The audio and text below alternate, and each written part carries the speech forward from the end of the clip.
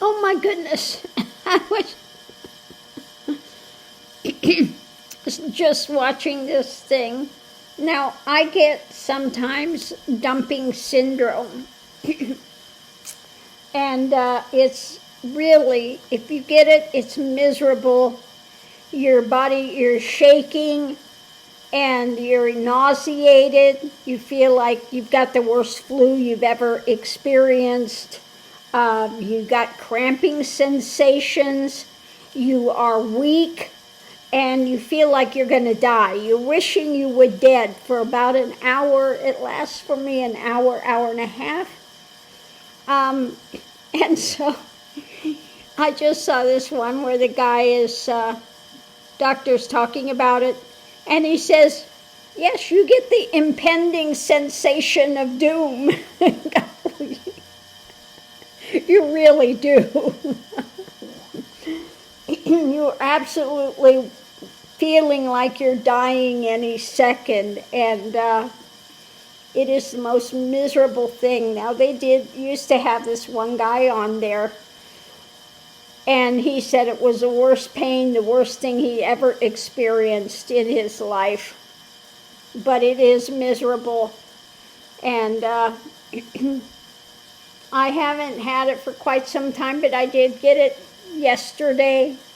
And I mean, it lasts, like I said, for an hour for my case, an hour up to an hour and a half, 2 hours. And I got the one that was not the minute you finish eating, it's a while after you've eaten, then all of a sudden it hits. And mine comes if I have something that's got sugar in it, or if it's got too many carbs and they convert to sugar, and then it's got butter in it or some sort of fat, and then I will get this dumping syndrome. And again, you just feel like wish you were dead for about an hour, hour and a half. Or as this doctor says, the impending sensation of doom. Oh, Lord, it is. But it just hits all areas of your body. Like I said, you just start shaking and weak and cramping and feeling like you're going to throw up, really nauseous, but you don't throw up. So it just hits every area of you. For some people, it'll be like a half hour or hour, but for me, it lasts quite a long time, an hour, hour and a half of, yes, as this doctor says, the impending sensation of doom. I can laugh now. I guarantee I wasn't laughing yesterday when it hit. You do. You just feel like, oh, you wish you were dead, because it is, you feel like you're dying any second. It is so miserable. So I'm going to see what else this guy has to say. But I'll go ahead and put the link for this. You can hear it yourself.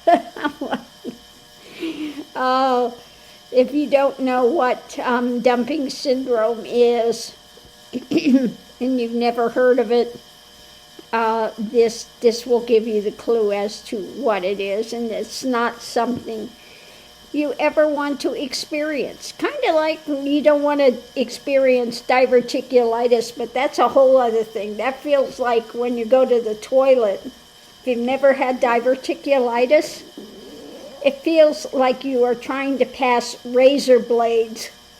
Yeah, razor blades. And you are, in my case, that's why I have the ostomy. I had the very rare form of diverticulitis. Usually it's in the sigmoid colon. Mine was rectal, which is really, really rare.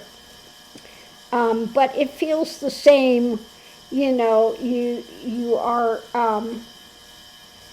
in absolute extreme pain and feels like you're trying to pass razor blades, and it is just a very painful thing to have, diverticulitis. And so people wind up having a part of their colon taken out. Now, when they went in, they said, oh, you've got diverticulitis. Well, they went in and opened me up, and the surgeon looked in the sigmoid colon where you get diverticulitis usually, was totally clean, nothing wrong. No polyps, no nothing. Very normal, healthy. And then he saw that it was rectally, so they had to take out quite a bit of my rectum, and that's why I've decided not to try to have a reverse surgery, because the sphincters, muscles that control by the anal area, one of them they were not able to repair, and they said all my tissue in there was very friable, which means every time they touched something it would bleed in there, and they had to wind up giving me blood and stuff during the operation. So that's why I've decided not to go in and try to have it reversed, because sometimes they try to reverse these things and they wind up having to go in and give you an ostomy yet again. So I just said, I've read all the blow-by-blow description of the surgery when it was done, and know what they had to take out, and know the condition of things that were in there, and just said, no, it's not worth it to try to rehook things up. Okay. So the difference between rectal diverticulitis and the sigmoid colon, they say in the rectal one is a true diverticulitis, that you have a very large problem with that area that goes all the way through all the layers, all the tissue layers, whereas you may not have that when you have the regular diverticulitis, okay?